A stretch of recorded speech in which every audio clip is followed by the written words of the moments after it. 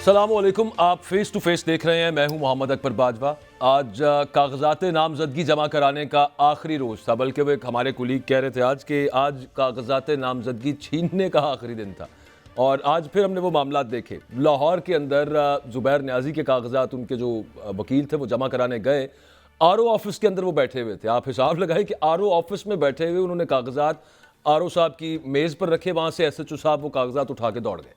ये आज लाहौर के अंदर मामला रहा। और ये अबूजर सलमान न्याजी जो पाकिस्तान तहरीक इंसाफ के वकील हैं, उनके तवसुत से हमें ये इन्फॉर्मेशन मिली। अच्छा, इसके अलावा इम्तियाज़ शेख साहब, उनकी मिसेस कागजात जमा कराने जाना चाहती थी, लेकिन उनका नहीं था बन रहा मामला, क्योंकि अंदर एंटर भी नहीं था होने दिया जा रहा। सलमान अकरम राजा साहब ने फिर he took the lead, he went with her, वो उनके साथ गए। जाके ना सिर्फ he barged his way into the office, अंदर घुसे किसी तरह से, बल्कि उनके कागजात भी उन्होंने जमा करवाए।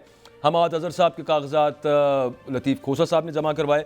अच्छा, एक चीज़ और हुई, वो ये हुआ कि एक मिस इन्फॉर्मेशन सुबह के वक्त बिलाल विर्क के हवाले से आई। ननकाना से खड़े हुए थे, अब इस दफ़ा सुना था कि शेखुपुरा से शायद होंगे, पाकिस्तान तहरीक इंसाफ के रहनुमा हैं। और उनकी एक तस्वीर मैं बल्कि प्रोड्यूसर साहब से अर्ज़ करूँगा, इस वक्त टीवी स्क्रीन पर आप देख भी सकते हैं, वो एक तस्वीर उनकी वायरल हो गई। और उमर अयूब साहब ने, पाकिस्तान तहरीक इंसाफ के ऑफिशियल अकाउंट ने, और बहुत सारे लोगों ने फिर उसको तस्दीक शुदा समझ के, सच्चा समझ के कि ये तशद्दुद जो हुआ बिलाल विर्क पे, ये तब हुआ जब वो कागजात नामजदगी जमा कराने जा रहे थे।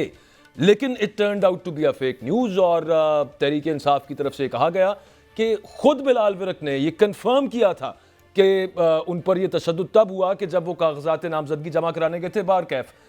उनकी जो बेगम है आयशा मुमताज़ मंजूर वटू साहिबा जो हैं, उन्होंने फिर ये क्लियर किया। उन्होंने कहा कि ऐसा कुछ भी नहीं है, वो बिल्कुल ठीक ठाक है।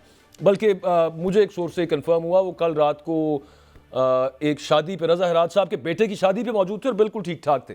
एनीवेज, वो काफ़ी सारे लोग इस सब मामले के अंदर आ गए। लेकिन क्या ये सूरत हाल केपी के अंदर भी है या नहीं है? मुराद सईद साहब, जिनके बारे में मतलब पता है, नज़र आता है कि बहुत ज़ीरो टॉलरेंस है, 9 मई के मामलात को भी लेके उनके 2 सीट से नॉमिनेशन पेपर्स फाइल हो गए हैं आज, सवात की दोनों सीट से। एनीवेज, गुफ्तगू का आगाज़ करते हैं। तैमूर सलीम झगड़ा साहब, पाकिस्तान तहरीक इंसाफ के सीनियर लीडर फ्रॉम केपी के, हमारे साथ मौजूद हैं। थैंक यू वेरी मच, आपने वक्त दिया। सर, जो सूरत हाल पंजाब में रही है और पिछले 4 दिन हम देखते रहे हैं सब मामला, क्या यही सूरत हाल केपी के अंदर भी है, कागजात छीन के दौड़ने वाली रविश? मैं एक्चुअली हंस रहा था जब आप कह रहे थे कि एसएचओ ने जो है वो हंसने वाली बात है सर, किसके जी का जुबैर न्याजी के। सीट के, तौबा तौबा यार, ये हालात हमने पाकिस्तान में नहीं देखे। अच्छा जी, जो बिलाल विर्क की ट्वीट थी, मेरे ख्याल में चूंकि उमर खान को कंफर्म्ड इंफॉर्मेशन आई थी, उन्होंने ट्वीट किया। लेकिन आप थोड़ा सा स्टेप बैक करें, केपी में ये नहीं हो रहा। और मेरे ख्याल में जो नीचे आरओज हैं या जो एडमिनिस्ट्रेशन है, उन पे भी प्रेशर है। इनफॉर्मली हमें ये पता है कि उन पे प्रेशर है, लेकिन शायद कुछ हमारे सोसाइटी के जो है वो रिवाज ऐसे हैं कि वो प्रेशर को रेजिस्ट कर रहे हैं। और जैसे मेरे से कागज लिए गए इज्जत से, और ज्यादातर एरियाज में केपी में ये हुआ, केपी में भी ऐसे वाकयात हुए। अकरम दुरानी साहब ने अपने हरीफ पुख्तुनयार खान जो बनू के एमपीए थे, उनको गिरफ्तार कराया कोर्ट से। उमर अयूब खान के कागज छीने और फाड़े गए हरीपुर में। ऐसे वाकयात हुए, लेकिन बाय एंड लार्ज ये मानना पड़ेगा कि खैबर पख्तूनख्वा में ऐसे नहीं हुआ। मुझे इंटीरियर सिंध से भी कोई ऐसी खास रिपोर्ट्स नहीं आई। मैं ये पूछता हूं, पंजाब सबसे बड़ा सूबा है हमारा। देखिए, फिलहाल काकड़ साहब से लेके नीचे जो सारी स्टेट है और गवर्नमेंट है, उसको पीटीआई नहीं पसंद। और मेरे ख्याल में आपने बड़ी अच्छी एक इंट्रोडक्शन दी कि क्या इसका ये मतलब कि आप खुद कानून को तोड़ के जो है वो आप कोशिश करें कि मतलब ये हाल हो कि आप अपनी अपनी हुकूमत की, अपनी जो सारे स्टेट इंस्टीट्यूशंस की, आप इलेक्टोरल प्रोसेस की बेइज्जती पूरी दुनिया में करें। हो तो ये रहा है ना। और अगर ऐसे इलेक्शन होंगे तो आपने तो पहले ही साबित कर दिया कि ये इलेक्शन पीटीआई जीत के भी जीत जाएगी और इंशाल्लाह जीतेगी, लेकिन हार के भी जीत जाएगी। अच्छा, सारी फोर्सेस एक झगड़ा साहब, एक और वैसे मेरे जहन के अंदर आ गया, वो कल सबने देखा भी होगा, परवेज इलाही साहब की, उनकी अहलिया उनकी बेटी कागजात उनके जमा करवाने के लिए आरओ ऑफिस गए थे, तो वहां पे भी एक बंदे ने कागजात छीनने की कोशिश की। Just to add the information, वो हमने कंफर्म किया कि बंदा वो था कौन, वो भी गुजरात के एक थाने का एसएचओ है, जो प्लेन क्लोथ्स के अंदर वहां से कागज छीनने की जिसने कोशिश की उनसे वहां पे। एक चीज मुझे ये बताइएगा सर, इसमें कोई शक नहीं है केपी इज स्लाइटली डिफरेंट, बल्कि काफी डिफरेंट देन पंजाब। पंजाब के सबसे ज्यादा लोग हैं इस वक्त 9 मई के केसेस में जो जेल्स काट रहे हैं इस वक्त। एक जो पॉलिसी पता चली थी, ये गौहर खान साहब ने, जो कि अब पार्टी चेयरमैन तो नहीं रहे, लेकिन बहरहाल उन्होंने ये एक इंटरव्यू के अंदर बताया कि इस मंथ के अंदर, दिसंबर के अंदर, जो रहनुमा पाकिस्तान तहरीक इंसाफ के रूपोश हैं, वो नॉमिनेशन पेपर्स फाइल करने के बाद सामने आ जाएंगे, मतलब गिरफ्तारी दे देंगे या जो भी मामला होगा। या पंजाब में तो उनकी जायदाद कुर्की का मामला भी, के इश्तिहारी है, और अगला मामला कि इनकी जायदाद जब्त की जाए, वो प्रोसेस शुरू हो रहा है। तो ये प्लान है अभी तक, जो लोग रूपोश हैं आपकी पार्टी से, वो इस मंथ दिल come to the forefront? नहीं, बिल्कुल मेरे ख्याल में जो भी लीगल प्रोसेस है, और मेरा ख्याल ये है कि जो स्क्रूटनी का प्रोसेस होता है, जब कंफर्मेशन होती है, तो उसमें शायद जाहिर होना पड़ता है, वहां पे जाहिर होंगे अगर ये है, और अगर नहीं है तो आगे इलेक्शन कैंपेन में जाहिर होना पड़ेगा। तो ये तो है, लेकिन आपने मोहन सिराई साहब के फैमिली की बात की है। देखिए, ये जो जख्म है ना, ये रहते हैं। और अभी मैं किसी को कह रहा था, जब आप ये दरवाजे खोल देते हैं अनएक्सेप्टेबल बिहेवियर के, तो ये कोई वन ऑफ खुले नहीं रहते। आप पंजाब पुलिस को इतना पीछे धकेल रहे हैं कि इसको वापस पिछले साल की स्टेट में भी लाना जो है, वो आसान काम नहीं होगा। आप देखिए, आपने एक बार खवातीन, हमारी खवातीन, पाकिस्तान की खवातीन पे कानून का जो साया है वो आपने हटा दिया। जब आपने हमारी खवातीन को लाहौर जेल में रख के, बगैर किसी सबूत के, बगैर किसी क्राइम के, उनको उनकी बेल ना सुनने दी।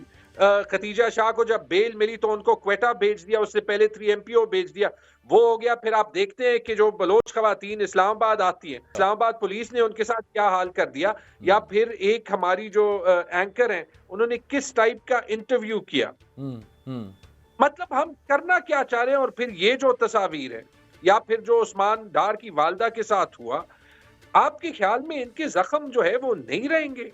और जब मैं सारे पॉलिटिकल इकोसिस्टम को देखता हूं कि वो इसको जस्टिफाई करने की कोशिश कर रहा होता है, बिलखुसूस PMLN, बिकॉज PMLN पंजाब की पार्टी है। देखिए, जो चीजें सोसाइटी को हार्म करती हैं और आप आवाज नहीं उठाते, उनकी कीमत आपको अदा करनी पड़ेगी। PMLN कहती है हमारे साथ ज्यादती हुई है। नहीं, ये वाकई इसकी ये सुन के सोच के ना, इसमें खौफ आता है। ये बात आपकी बिल्कुल दुरुस्त है। और ये कि पंजाब पुलिस की हाई हैंडेडनेस पहले ही हमने देखी हुई है। एक दौर में यहाँ लाहौर के अंदर मैं 6-7 साल क्राइम रिपोर्टिंग की है, उस वक्त से अंदाजा था कि क्या मामले चलते हैं, लेकिन विदाउट वारंट्स इनको इजाज़त घरों के अंदर घुसने की, जो निगरान हुकूमत के सारे सेटअप के अंदर हुआ है, मैं पर्सनल विटनेस हूं इस चीज़ का कि पंजाब पुलिस की हाई हैंडेडनेस एक इन गाब ऑफ 9 मई और वो केसेस बना के अब वो दूसरी जगहों के अंदर भी वो उसी तरह की बदमाशियां उन्होंने शुरू कर दी हुई हैं। और इसको फिर दोबारा स्केल बैक करना, पीछे धकेलना, सोचता है बंदा कि यार ये बहुत टाइम लगेगा और ये क्या किया हमने अपने साथ। मुझे एक बात बताइएगा, पंजाब के अंदर मैं बहुत सारे लीडर्स पाकिस्तान तहरीक इंसाफ के मैंने देखे हैं। एक तो ब्रिगेडियर एजाज शाह साहब, वो इत्तेफाक से मेरे ज़हन में आ गया क्योंकि वो बिलाल विर्क की सुबह बात हो रही थी ननकाना के हवाले से। मैं इत्तेफाक से उस दिन ननकाना साहब मौजूद था। वो बड़े आराम से, उनको ना किसी ने गिरफ्तार करने की कोशिश की आज तक, ना वो कहीं रूपोश होने की उन्हें कोई ज़रूरत महसूस हुई। वो आरओ ऑफिस गए, बड़े इज्जत तरीके के साथ उनके कागजात भी जमा हो गए। I can name several other leaders from Punjab. दरेशक साहब हो गए, उनका बेटा हो गया, अवैस विर्क हो गया, इवन ये बिलाल विर्क, इस तरह के कई सारे लोग हैं PTI में जो हैं भी PTI के साथ, और वो मतलूब भी नहीं है किसी को। ये कुछ समझ नहीं आती ये मामला है क्या? KP में भी इस तरह के लोग हैं सर? नहीं, ये कल्चर और ये बातें 9 मई के बाद पैदा हुई हैं। अब देखें, ये भी आपको बताता है कि स्टेट यानी गवर्नमेंट ने क्या शुरू कर दिया कि अगर कहीं पे लेट्स से कोई आरओ प्रोफेशनल हो, ठीक है, या कोई बंदा जो है वो पार्टी के साथ हो, और आप कहें कि ये जेल नहीं गया या ये बातें कर रहा है, तो मतलब कि ये किसी न किसी तरीके से गवर्नमेंट के साथ मिला हुआ है। ये भी जो है वो एक्चुअली गवर्नमेंट के एक्शन की अक्कासी करती है। मेरे से फॉर एग्जांपल लोगों ने पूछा एक बार कि आप जो है वो पेशावर में कन्वेंशन पे क्यों गए, कैसे गए, यानी कि आप, और भाई मैंने 5 अक्टूबर से बेल ली है, बेल फेस कर रहा हूं, बेल लेने के बावजूद मेरे घर पे 3 छापे उसके बाद हुए जिनको किसी ने ओन नहीं किया और मेरे केसेस हैं उन दो उस पे। लेकिन मैं तो यही सोच रहा हूं कि देखें, ये अगर इससे पहले नहीं किया था तो जो पिछले 5 दिन में एक सिंपल सी हरकत को, यानी नॉमिनेशन पेपर्स को जमा करने को ऐसे बना दिया जैसे कोई K2 पे चढ़ रहा है, तो वो लोग इतने खुश हो रहे हैं कि मैंने नॉमिनेशन पेपर जमा कर लिए। भाई अभी तो आपकी जो है वो स्क्रूटनी का प्रोसेस शुरू होगा, वहां पे जो है वो आपको फाड़ने, आपके कागज फाड़ने ना लग जाए, लोगों को अगवा करने ना लग जाए, ये अभी पता चलेगा। लेकिन ये जी जी, पाकिस्तान अभी के लिए तो अच्छा नहीं। पार्टी टिकट्स जो जमा कराने हैं वो वाला मामला भी आएगा। बताना होगा कि आप किस पार्टी की तरफ से इलेक्शन लड़ रहे हैं, तो वहां पे मामला आगे खैर और ज्यादा अनफोल्ड होंगे। एक और चीज सर, लास्टली, अदालतों से चेयरमैन तहरीक इंसाफ को, बानी तहरीक इंसाफ को, उन्हें कुछ रिलीफ मिला। आपकी पार्टी को, शाह महमूद कुरैशी को, सुप्रीम कोर्ट से अगर बात कर लें, उस पे आज पीपल्स पार्टी बोली है, कल भी बोली थी पीपल्स पार्टी, नून लीग ने भी 3 प्रेस कॉन्फ्रेंसेस उस पर कर दी थी कि ये क्या चल रहा है भाई, क्यों रिलीफ दे रहे हैं आप इनको। अब अदालत दे भी दे, इतने सारे केसेस हैं। आपने देखा कि मतलब साइफर वाले केस के अंदर जमानत मिली, तो उससे पहले ही गिरफ्तारी नैब के 2 रेफरेंसेस के अंदर इमरान खान साहब की थी, और आगे इस तरह के 180 से ज्यादा वैसे ही केसेस हैं माशाल्लाह। तो ये तो मामला बनते रहेंगे। तो यहां पे अदालत अगर कोई मैस रिलीफ देने की कोशिश करे, जो कि मुताबिक कानून का ही होगा, लेकिन जो इस वक्त आपकी ऑपोजिशन है, उन्होंने अभी से प्रेशर माउंट करना शुरू कर दिया है अदालतों के ऊपर कि इस तरह का कुछ सोचे भी मत। इस ट्रेडिशन के मैं सख्त खिलाफ हूं, और जब हमारे पार्टी के सपोर्टर्स से भी हुआ है तो गलत हुआ है। मैं, ये मेरी जाती लेकिन बड़ी क्लियर ओपिनियन है। देखिए, अदालतों को हमने एक दायरे में ट्रीट करना है। हमने फैसलों की तनकीद करनी है, कड़ी तनकीद करनी है जब फैसले निकल आए, या जब पब्लिक बिहेवियर गलत हो, लेकिन अदालतों की तनकीद नहीं करनी। आप पिछले मैं सिर्फ, सॉरी टू इंटरजेक्ट, आप ये कन्फेस कर रहे हैं कि इमरान खान साहब ने वो जो जज ज़ेबा साहिबा को मुखातिब होकर कुछ कहा था, वो गलत कहा था? नहीं, खान साहब ने जो भी किया था, खान साहब ने वहां पे जाके माफी भी मांगी बाद थी में, हाँ जी, बिल्कुल बिल्कुल। ठीक है, तो वो तो खान साहब खुद मान गए। होता है, मैं ये कह रहा हूं कि हमें ये ट्रेडिशन खत्म करनी चाहिए। लेकिन जिस तरीके से आप देखते हैं, जब आप खान साहब के कमेंट्स कंपेयर करें किस चीज के साथ, 2 दिन पहले एएनपी का लीडर है, अपने घर का विलेज काउंसिल नहीं जीत सकता, वो पेशावर हाई कोर्ट के चीफ जस्टिस को जान की धमकी दे रहा है और ये कह रहा है कि पीटीआई के साथ जो होना चाहिए उससे कहीं दर्जे बुरा होना चाहिए। आपको इमरान खान से नफरत होगी, याद रखें इस पीटीआई में सैकड़ों लोग हैं, इसमें करोड़ों सपोर्टर्स हैं, और ये जो प्रेशर आप डाल रहे हैं, इससे एक्चुअली जो है आप अदालत को प्रेशर करके हमारे जैसे आम पाकिस्तानियों के लिए इंसाफ लेना मुश्किल कर रहे हैं।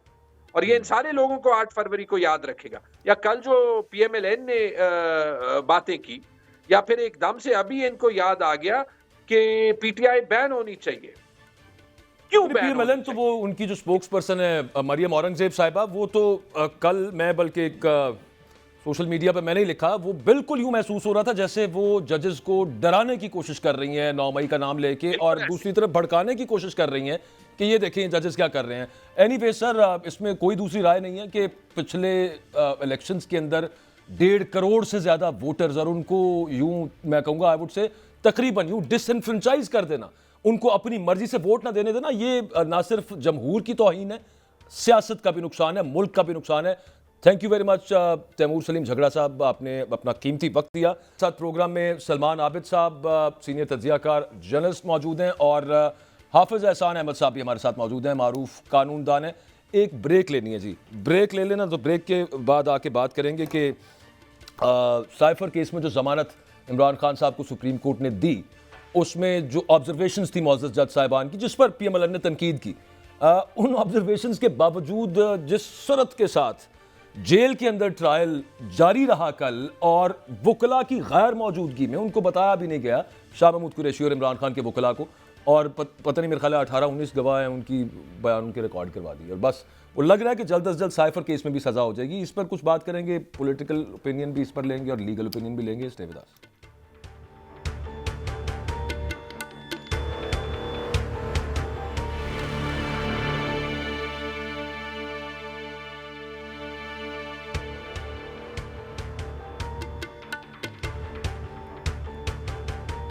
वो जो जेल के अंदर स्पेशल कोर्ट समाअत कर रहा है साइफर के मामले की, उन्हीं का हुक्म था कि ये सीक्रेट रखा जाएगा, ट्रायल ओपन ट्रायल नहीं है, कोई इस पर बात ना करे। कल अचानक ये हुआ कि किसी को पता ही नहीं चला हुआ क्या, वो वहाँ पे जर्नलिस्ट बैठे हुए थे कोर्ट के अंदर, तो वो शाह महमूद कुरैशी साहब की जो बेटी हैं, उन्होंने पूछ लिया जज साहब से कि ये किधर बैठे हुए हैं, और वो चंद जर्नलिस्ट बैठे हुए हैं, अब तमाम थे भी नहीं, वो होंगे कोई मेरा ख्याल है जो उनको पसंद होंगे।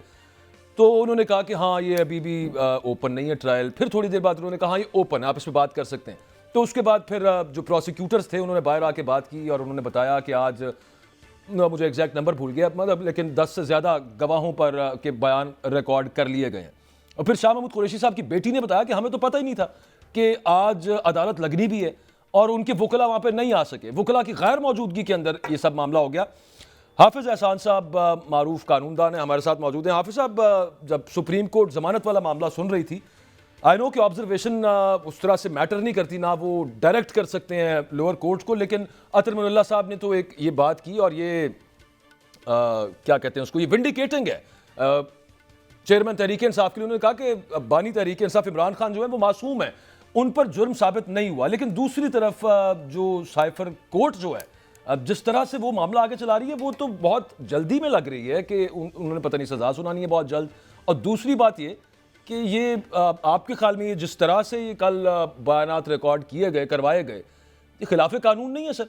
और ये दोनों चीज़ें क्या आपस में मुतसादिम है? सुप्रीम कोर्ट की तरफ से जो हुक्म तो नहीं है, ऑब्जर्वेशन है, और जो कोर्ट कर रही है।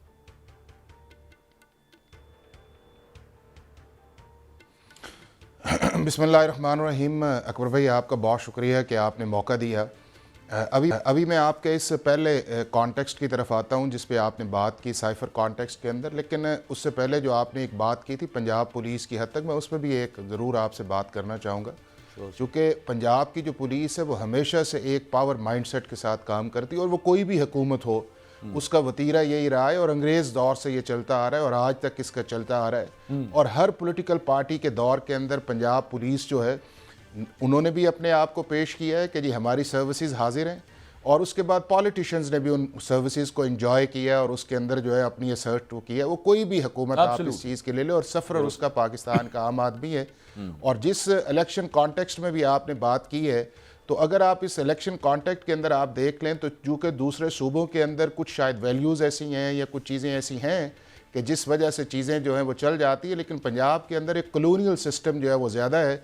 और उस कॉलोनियल सिस्टम के अंदर एक बड़ा अच्छा जनरल मुशर्रफ के दौर के अंदर सिस्टम आया था, पुलिस ऑर्डर 2002, जिसके अंदर public safety and police complaints commission थे, नेशनल पब्लिक सेफ्टी कमीशन। सिर्फ वो नहीं हुआ, बाकी हमने नाम चेंज कर दिए, डीपीओ वाले बना दिए, बस वो एक्सेसिवनेस को कंट्रोल करने के लिए इंडिपेंडेंट अथॉरिटीज़ होनी चाहिए। नहीं, वो मैं आपसे बात कर रहा हूँ ना। आप देखें कि आपने एक साइड दिखाई, आपको याद नहीं है कि डस्का के अंदर जो था वो 3-4 दिन हमें पता ही नहीं था कि वो बैलेट बॉक्सेस किधर गए हैं, और यही पुलिस थी जिन्होंने बैलेट बॉक्सेस जो वो गायब किए थे, जी फॉग नहीं है। फिर इसी पंजाब के अंदर आपने देखा कि राना सनाउल्लाह साहब के ऊपर जो था वो एक हमने हीरोइन का पर्चा होता भी देखा, वो ये पुलिस नहीं थी सर, वो एएनएफ ने उसके अंदर बहुत सारी बातें की। तो पंजाब पुलिस का एक माइंडसेट है और वो चलता आ रहा है।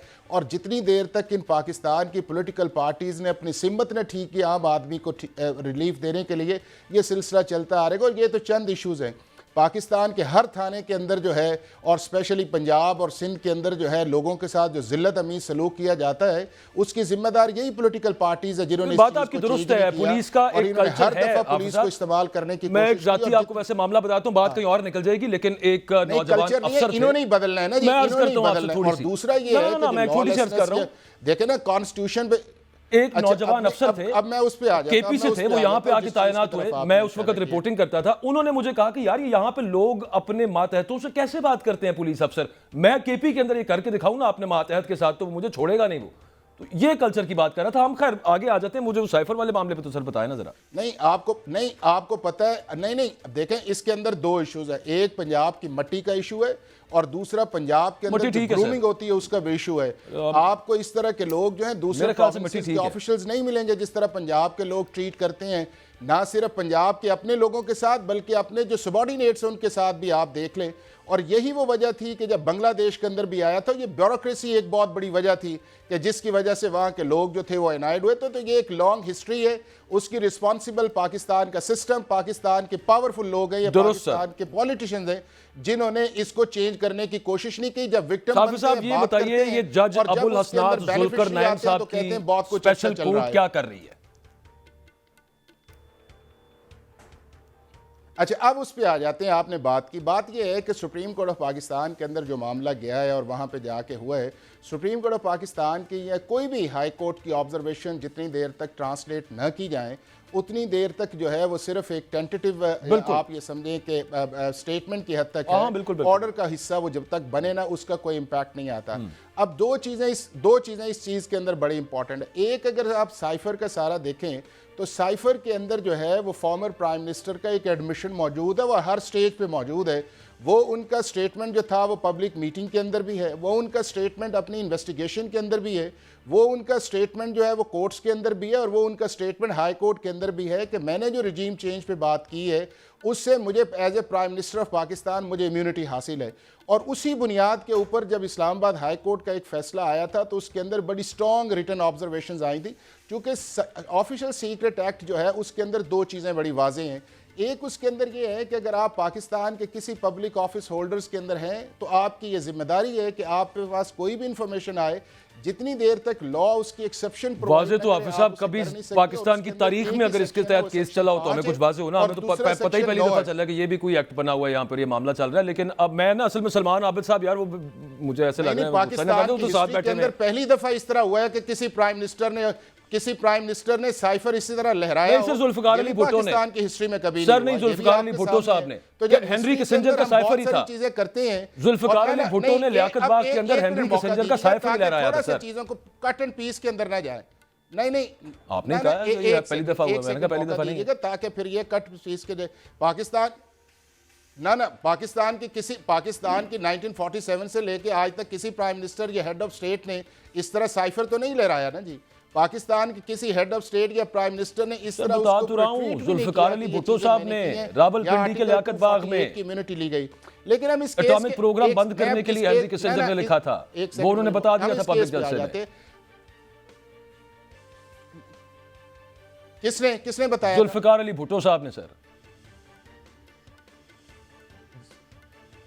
क्या नहीं, जुल्फिकार अली भुट्टो साहब ने क्या बताया था कि मैं ये हेनरी किसिंजर ने मुझे ये कहा है जी बिल्कुल एग्जैक्टली।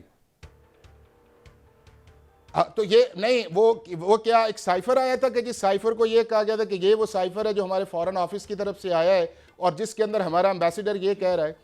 आप चीज़ों को थोड़ा सा, मैं आपको गुजारिश ये करूं कि जो हमारे नेशनल सिक्योरिटी के इश्यूज हैं ये as a head of state या प्राइम मिनिस्टर की रिस्पॉन्सिबिलिटी है, उसको जरा ब्रॉड कैनवस के अंदर देखे और फिर लीगल के अंदर आए। अब आप आगे चले जाएं, जब इस चीज पे आ जाते हैं। मैं ना एक छोटी सी चीज साहब, हम दोनों आपस में इतना सारा टाइम खा गए हैं। सलमान साहब भी यहाँ पे कुछ बात करने के लिए मैंने उनसे पूछना था, मैं कोई एनलाइटन होना चाह रहा हूँ, उनसे भी देखें थोड़ा सा, उनसे जरा मैं पूछने दें मुझे। सलमान साहब, एक तो जो मरियम औरंगजेब साहिबा ने, बिलावल साहब ने, पीपल्स पार्टी PMLN, उन दोनों ने जो है ना तोपों का रुख इधर को सीधा कर दिया। इसका कोई आपको लगता है इम्पैक्ट होगा? और वो असल में आज बिलावल साहब ने भी कहा लगता है कि कोई रिलीफ मिलने लगा है जनाब चेयरमैन PTI को, तो ये होना नहीं चाहिए। साइफर वाला मामला संजीदा है, वो कहते हैं 9 मई का बहुत संजीदा मामला है, लेकिन कानून ने तो अपना कोर्स लेना होता है। तो ये प्रेशर टैक्टिक कामयाब होगी आपके ख्याल? देखिए, इमरान खान के जो भी मुखालिफ होंगे वो तो यही कहेंगे ना कि इमरान खान को सियासी रास्ता नहीं देना चाहिए। अब आप देखिए, सेनेटर इरफान सदीकी साहब जो हैं वो हों, मरियम औरंगजेब हों, अनवार काकड़ साहब बतौर प्राइम मिनिस्टर निगरान वज़ीर आज़म हो, वो तो यही कुछ कह रहे हैं ना कि जी 9 मई के वाक़े के बाद PTI के लिए स्पेस नहीं होनी चाहिए। और बाकायदा उन्होंने कहा कि जी उनके पास तो कोई ऑफिस पोजीशन भी नहीं होनी चाहिए। तो एक मुखालफत तो हो सकती है किसी भी सियासी जमात की दूसरी सियासी जमात के बारे में। कुछ इसी किस्म का माजी में रवैया PTI का PMLN के बारे में भी था। देखिए बात क्या है, बात यह है कि हमारी जो सियासी तारीख़ है ना वो कोई बड़ी ढकी छुपी नहीं है। जी बिल्कुल। जुल्फिकार अली भुट्टो से शुरू हो जाएं और इमरान खान तक आ जाएं। हमने ज़्यादातर मुकदमात को सियासी नोयत की बुनियाद पर बनाया था। जुल्फिकार अली भुट्टो, बेनज़ीर भुट्टो, नवाज शरीफ, इमरान खान, ये बहुत सी चीज़ें ऐसी हैं जो हम एक ख़ास वक्त में एक ख़ास फ़र्द की हमायत में या ख़ास फ़र्द की मुखालफत में बनाते हैं और फिर हम उसको एक पॉलिटिकल टूल के तौर पर इस्तेमाल करते हैं।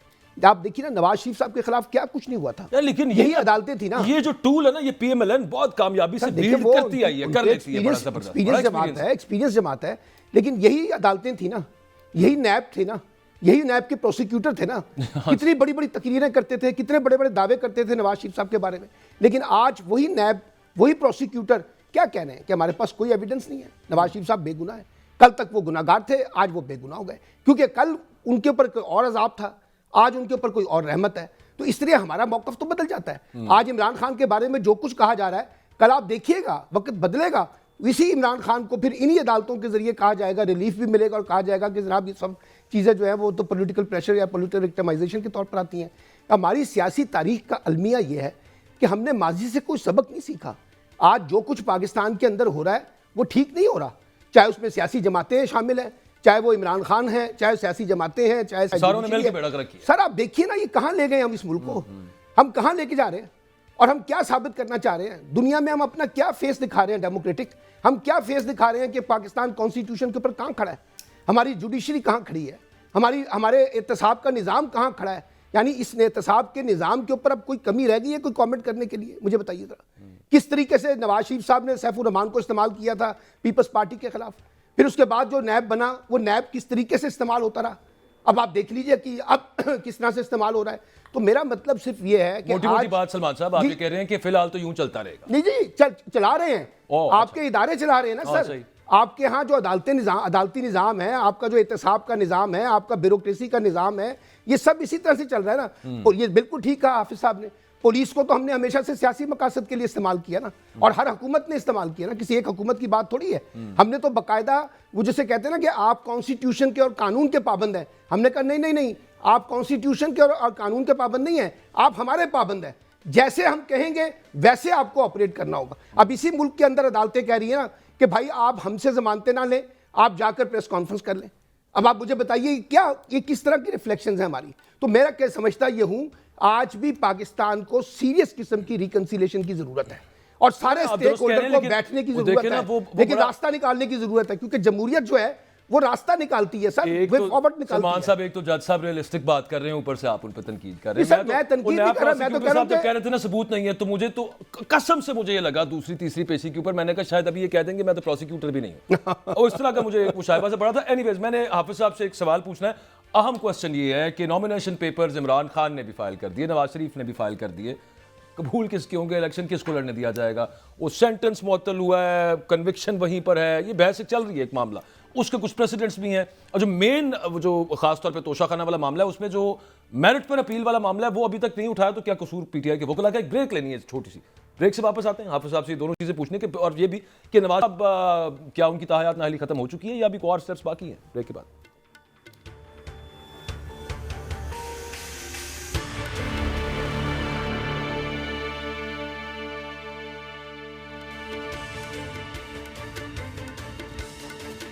तोशाखाना केस के अंदर सेंटेंस मुअत्तल हुआ है, कन्विक्शन मुअत्तल नहीं हुई, उसकी वजह से नाअहली अभी भी बरकरार है इमरान खान की, मेरिट पर जब अपील सुनी जाएगी तो उससे खत्म हो जाएगी। हाफिज साहब टाइम बड़ा थोड़ा सा है, जरा स्विफ्टली इसका तो बता दें कि आपको आगे लीगल पॉइंट ऑफ व्यू से नजर क्या आ रहा है, खत्म हो जाएगी इलेक्शन से पहले या फिर कोई एतराज आ जाएगा नाअहली के हवाले से इमरान खान पर? अकबर भाई मैं क्विकली तीनों केसेस जो आपने जिसका जिक्र किया मैं उन पर बताता हूँ। साइफर केस के अंदर इस सारे केस का फैसला इमरान खान साहब जो हमारे फॉर्मर प्राइम मिनिस्टर हैं उनकी 342 जो CRPC की स्टेटमेंट उस बुनियाद पे होगा कि वो उस स्टेटमेंट के अंदर कोर्ट के अंदर क्या कहते हैं कि क्या उसको मानते हैं नहीं मानते, इम्यूनिटी लेते हैं अन्याय लेते, वो उनका फैसला करेगा कि सेक्शन 5 का केस या सेक्शन 9 का केस या उसकी क्वांटम ऑफ पनिशमेंट क्या है, ये सारी चीज़ें उनकी अपनी स्टेटमेंट पे डिपेंड करेगा और उसके बाद प्रोसिक्यूशन किस तरह उसको लेके आती है और अपनी सारी चीज़ों को कंक्लूजन करते रह जाती है। दूसरा इस तरफ चीज़ ये है कि सुप्रीम कोर्ट ऑफ पाकिस्तान ने साइफर केस के अंदर चीज़ों को दोबारा न्यूट्रलिटी की तरफ किया है कि अगर इस्लामाबाद हाई कोर्ट का ऑर्डर मौजूद होता तो बहुत मुश्किल था कि डिफेंस को अपने केस से बाहर निकलना और प्रोसिक्यूशन का केस बहुत स्ट्रॉन्ग था, इसलिए सुप्रीम कोर्ट ऑफ पाकिस्तान ने एक न्यूट्रल ऑब्जर्वेशंस रखी हैं और मेरिट्स पे बात नहीं की, सिर्फ लॉ पे उन्होंने बात करके कहा है कि ट्रायल कोर्ट इसका बेहतर फैसला करेगी। अब दूसरा जो आपने बात की है वो बात की है उस जो इलेक्शन कमीशन ऑफ पाकिस्तान के बाद ये आया है, उसके अंदर ये है कि अगर इलेक्शन कमीशन ऑफ पाकिस्तान का जो फैसला आया था जिसके अंदर 63(1)H के अंदर डिस्क्वालीफाई किया गया था, अगर उस फैसले को इस्लामाबाद हाई कोर्ट से सस्पेंड करवा लिया जाता तो ये हुमायूं दिलावर वाली जजमेंट ही नहीं आनी थी और आज ये नौबत इस चीज़ की नहीं आनी थी। और उस वक्त भी एक लीगल स्ट्रैटेजी के अंदर फ्लॉ आया था कि पहले उसको इस्लामाबाद हाई कोर्ट में चैलेंज किया गया और फिर उसी चीज़ को लाहौर हाई कोर्ट के अंदर जाके चैलेंज कर दिया गया और इस्लामाबाद हाई कोर्ट से कहा कि हम उसे विड्रॉ करते हैं और ये केस जो चलता रहा। और उसी तरह हुआ ये कि जब उस केस के अंदर चार्जशीट थी उस वक्त भी चार्जशीट करवाई गई और जिस दिन उस केस की फाइनल बहस होनी थी उस दिन ना लॉयर्स थे ना उसके अंदर फैसले को जब इस्लामाबाद हाई कोर्ट में चैलेंज किया गया तो उस वक्त भी सस्पेंशन ऑफ जजमेंट नहीं मांगी गई, उसके अंदर सिर्फ सस्पेंशन ऑफ सेंटेंस मांगी गई। और उसकी गलती का एहसास अब हुआ कि जब दोबारा एक चैलेंज किया गया तो हाई कोर्ट ने कहा कि आपको पहले इस पे आना चाहिए था। अब लेट्स सी सुप्रीम कोर्ट क्या करती है। जितनी देर तक सस्पेंशन ऑफ कन्विक्शन या suspension of sentence of judgement नहीं आएगी उतनी देर तक वो पाकिस्तान के आर्टिकल 62 या 63 के अंदर डिस्क्वालीफाई रहेंगे। दूसरा सूरत के अंदर यह है मैं अगले वाले पे आता हूं, मैं सलमान साहब का इस पर पॉलिटिकल ओपिनियन ले लूं। जो है वो कन्विक्शन नहीं है, ठीक है, वो पॉइंट आपका आ गया है, दैट्स टेकन। सलमान साहब, पॉलिटिकल ओपिनियन लीगल ओपिनियन के बाद ही पॉलिटिकल ओपिनियन। हाँ, एब्सोल्युटली मैं वही तो कह रहा हूँ, वो एक अब हमें अंडरस्टैंडिंग एक डेवलप हो गई है। और मैं भी पहले यही बात कर रहा था कि ऐसा लगता है जैसे उनके वकला से भी गलती हुई है कहीं पे। सलमान साहब, बहरहाल वो अपनी जगह पे ये जो कहा जाता है कि फैसला हो गया, नहीं रहने देना। देखिए, मेरा ख्याल है कि इमरान साहब के लिए इस वक्त स्पेस जो है अगले इलेक्शन के लिए, जो 24 का इलेक्शन है फरवरी 8 को जो हो रहा है, उसमें उनकी स्पेस बहुत कम है और उनको शायद कोई कानूनी रिलीफ ना मिल सके। और उनके बारे में यही तय किया गया है कि उनके लिए कोई सियासी रास्ता अभी फ़िलहाल नहीं निकलना। और ये मैं पहले बता चुका हूँ आपके प्रोग्राम में, एक वक्त में एक बंदा अहल होता है, एक नाहिल होता है, एक नाहिल होता है, एक अहल होता है। कल नवाज शरीफ साहब के बारे में भी यही गुफ्तगू हम यहाँ बैठ के किया करते थे, आज इमरान खान साहब के बारे में भी गुफ्तगू कर रहे हैं। जब कोई फैसला कहीं पर होगा, जब उनको अहल करना होगा तो सारे रास्ते निकल आएंगे। यही पाकिस्तान की सियासत है, इसमें कोई तब्दीली अभी मुझे इमीडिएटली 8 फरवरी 2024 के इलेक्शन में इमरान खान साहब इलेक्शन लड़ते हुए नजर नहीं आते। और दूसरा साथ ही बता दें, फिर उसका लीगल पॉइंट ऑफ व्यू ले लेते हैं। नवाज शरीफ साहब, उनकी नाअहली जो ताहयात थी वो वैसे तो उस पर है ना कि वो एक्ट की नहीं है, अब उस पर लार्जर बेंच बन जाएगा तो सुप्रीम कोर्ट का जो फैसला है उसको वो बेंच ही खत्म करेगा। लेकिन उनके हवाले से तो ये है ना कि मतलब वो अहल है। अब नवाज शरीफ साहब के लिए तो रास्ता निकाला गया ना जी, वो आए ही उस रास्ते निकालने के बाद ही पाकिस्तान तशरीफ लाए ना, तो इसलिए वो भी रास्ता निकल आएगा जो उनमें कोई भी रुकावट है वहां से निकले, लेकिन रास्ता ही निकलेगा ना जी। जिन्होंने निकालना है, जिनकी मदद के साथ वो आए हैं, उन्होंने वो सहूलतकारी और वही फैसिलिटेशन देनी है। बिल्कुल ठीक है। हाफिज साहब, क्या इस पे आपका लीगल ओपिनियन है सर? आप सुप्रीम कोर्ट से मिल जाएगा रिप्रीव नवाज शरीफ साहब को? ताहयात नाअहली ना सिर्फ उनकी, सबकी खत्म हो जाएगी, जो कि नहीं होनी चाहिए ताहयात। मैं तो इस बात की जजमेंट दी थी सुप्रीम कोर्ट ऑफ पाकिस्तान ने ही एक जजमेंट दी थी और उन्होंने ही कहा था कि एक शख्स के अगर कोर्ट ऑफ लॉ का डिक्लेरेशन है तो वो परमानेंट डिस्क्वालीफाई रहेगा जितनी देर तक वो डिक्लेरेशन मौजूद है। अब सुप्रीम कोर्ट ऑफ पाकिस्तान उस अपनी जजमेंट को रिविजिट कर लेती है, जो 2 जनवरी से हियरिंग स्टार्ट हो रही है, 7 मेंबर बेंच सुन रहा है, तो मियाँ साहब के लिए रास्ता निकल आएगा। और अगर सुप्रीम कोर्ट ऑफ पाकिस्तान ने अपनी अर्लियर जजमेंट को रिविजिट न किया या जो सेक्शन 232 की अमेंडमेंट्स आई हैं उसको एंडोर्स न किया जिसमें 5 साल की सज़ा है, तो मियाँ नवाज शरीफ साहब के जो पेपर्स हैं वो क्वालिफाई नहीं करेंगे और वो पाकिस्तान का जो अगला 8 फरवरी का इलेक्शन उसमें हिस्सा नहीं ले सकेंगे। अच्छा, ये लास्टली ये जो 7 मेंबर बेंच है, पहले 5 मेंबर बेंच था, ये 7 मेंबर बेंच है, आपको क्या चांसेस नजर आ रहे हैं वो रिविजिट कर लेंगे वो जो पहले फैसला किया था आसिफ खोसा साहब ने जो लिखा था ये ताहयात नाअहली वाला? देखिए, मैं आपको बताऊं कि ये जो फैसला 2018 के अंदर आया था, ये एक आप इसे ये समझ सकते हैं कि ये एक पर्सन स्पेसिफिक फैसला था।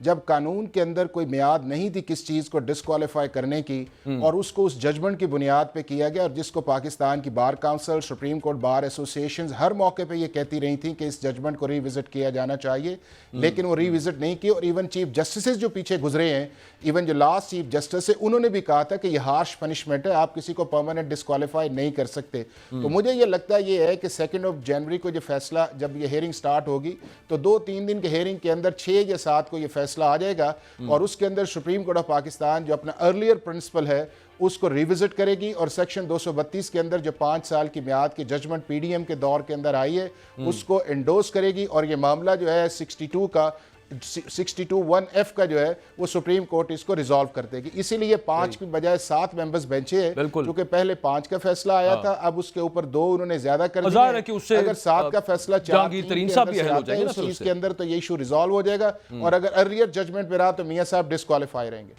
बिल्कुल ठीक है, उससे जहांगीर तरीन साहब को भी मिल जाएगा। मैं टाइम बिल्कुल खत्म हो रहा है, एक सवाल मेरे जहन के अंदर था, वो मैंने सलमान साहब से पूछना था, और गो कि ये एग्जैक्टली कनेक्टेड नहीं है जो हम गुफ्तगू कर रहे हैं, लेकिन आखिरी सलमान साहब, बिलावल साहब इलेक्शन लाहौर से लड़ रहे हैं, क्या चांसेस नजर आते हैं आपको? बिलावल साहब के पास लाहौर में तो कोई बड़े जीतने के तो खास चांसेस नहीं है, लेकिन लगता ही है कि बिलावल साहब को मैदान में उतारने का मकसद ये है कि ये परसेप्शन बिल्ड किया जाए कि पीपल्स पार्टी पंजाब में रेलिवेंट है, और बिलावल साहब को मैदान में उतारा भी इसीलिए गया है। उसमें वो कितना गेन कर सकते हैं ये भी कहना बड़ा मुश्किल है, क्योंकि असल मुकाबला पंजाब के अंदर इस वक्त पॉलिटिक्स जो चल रही है उसमें PTI वर्सेस PML है। बिल्कुल ठीक है, thank you very much Salman Abid साहब, आपका बहुत शुक्रिया। हाफिज़ एहसान साहब, आपका भी बहुत शुक्रिया। जो हम बात कर रहे थे कि नवाज शरीफ साहब की जो ताहयात नाअहली सुप्रीम कोर्ट के फैसले के बाद हुई थी, वो 5 साल में कन्वर्ट हो जाएगी। 5 साल उनके पूरे हो चुके हैं, और उसका फ़ायदा जहांगीर तरीन साहब को भी होगा और दीगर लोगों को जो ताहयात नाअहल हुए थे इस सब मामले के अंदर। लेकिन वो एक तब बात की गई थी ना कि सादिक और अमीन जो नहीं रहा, अब वो जब सादिक और अमीन ही नहीं है, ना वो सच्चा है ना वो अमानतदार है, तो उसको तो हक होना ही नहीं चाहिए सियासत में, ताहयात उसको रहना ही नहीं चाहिए वहाँ पे। तो इस बेसिस के ऊपर हुआ था। लेट्स सी, नज़र यही आ रहा है अब सुप्रीम कोर्ट उसको रिविजिट करेगी।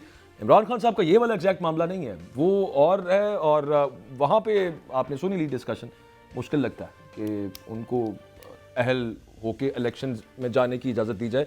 दूसरी तरफ नवाज शरीफ साहब वाला ईजी लग रहा है, हो जाएगा मामला। आपसे इंशाल्लाह अगले हफ्ते मुलाकात होती है। अल्लाह हाफ़िज़।